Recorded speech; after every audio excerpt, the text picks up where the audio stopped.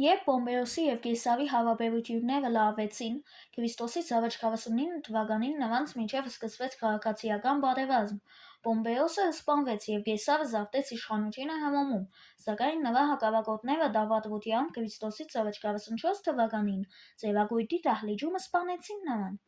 Նրա սպանությունից հետո ստեղծվեց Երկրորդ Եվրապետությունը,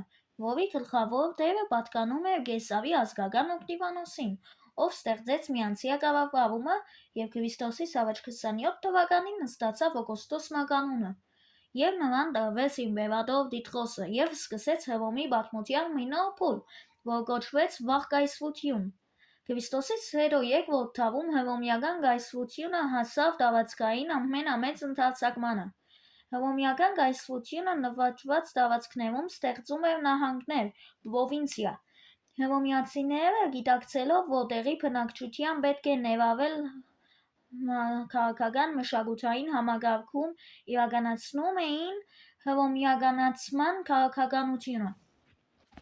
Հռոմում մեծ թիվ էին կազմում ստրուկները, հատկապես բարձր էին գնահատվում հույն ստրուկները, որոնք կրակետ էին, իսկ ֆիզիկապես ուժեղ ստրուկներից պատրաստում էին գլադիատորներ։ Հռոմի կայսր Դիոկլետիանոսի օրոք անցկացվեցին կառավարչական և ռազմական բարեփոխումներ, և հիմք տրվեց կառավարման նոր ձևին՝ դոմինատին։